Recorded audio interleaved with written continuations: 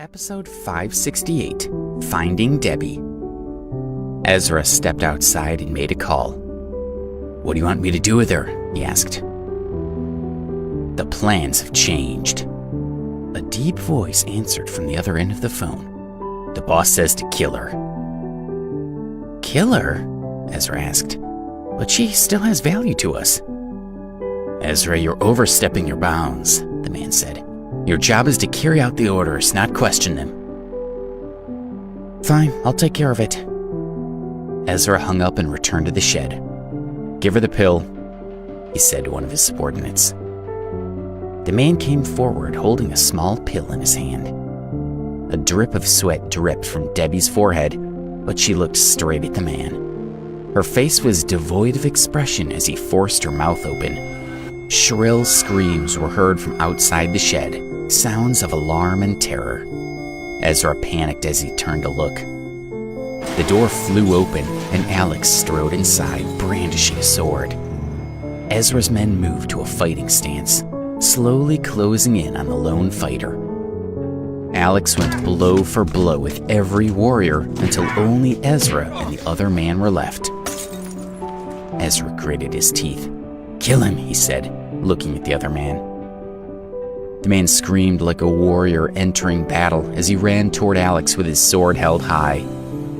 But before he could take a swing, Alex slashed out with his sword, disarming his opponent. Without a weapon, the man backed away slowly, knowing that further fighting would only be futile. Alex stepped forward, punching him in the face and knocking him unconscious. Ezra was terrified, knowing he had no chance in single combat against Alex. All his men were out of action, either unconscious or nursing their injuries, and now he stood alone. He looked around, hoping to find a way out, but Alex stood between him and the only exit. Terrified, he started to wonder if Alex was even human. How could one man have taken on so many others and still emerge victorious? "Alex," he said, eyeing the other man, "you've caused a lot of trouble for my family." Alex didn't answer.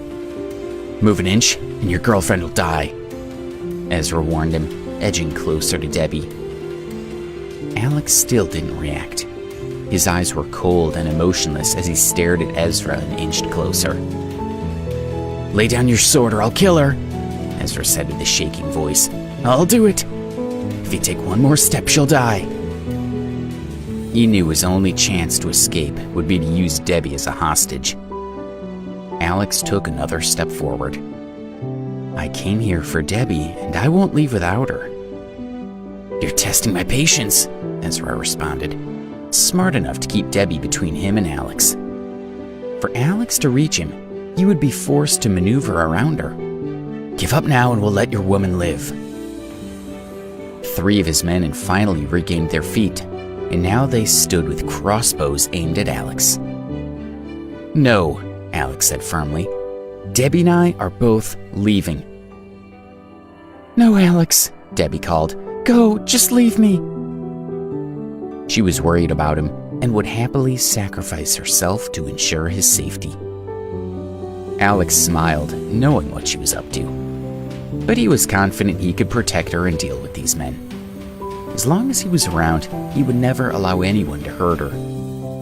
Ezra was growing nervous, and he wanted Alex to take his threat seriously, so he grabbed Debbie's shoulder, digging his fingers in hard and making her cry out in pain.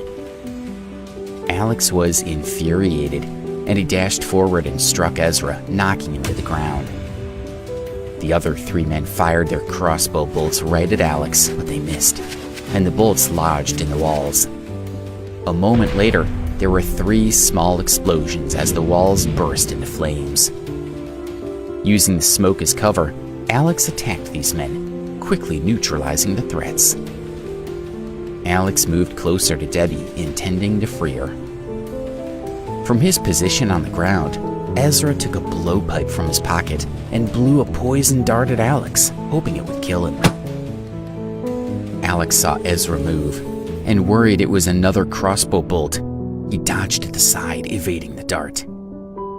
Ezra clambered to his feet, deciding to make a run for it. It was his only chance at surviving, but he was determined to retaliate before he left. Since Alex was too strong, he went after Debbie. Pulling a small knife out of his pocket, he threw it at her back. Alex's expression was horrified. He charged forward so fast that Ezra had no time to get away. Alex held his sword straight in front of him, piercing Ezra through the chest. Ezra looked down at the blade, confused, as he fell backward onto the ground with his eyes closed. Alex!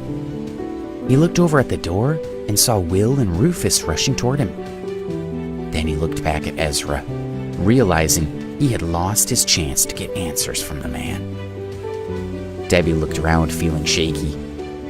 Then, without warning, her eyes rolled back and she fainted. Will and Rufus had brought paramedics with them, and they decided Debbie should go to the hospital and get checked out.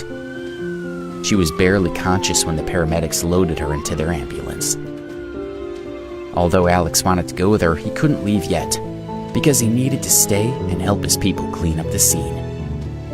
He glanced at Ezra's body, wishing he hadn't killed the man. He still needed answers, but it didn't look like he would be getting any. Sighing, he walked to the road in front of the farm, trying to calm himself.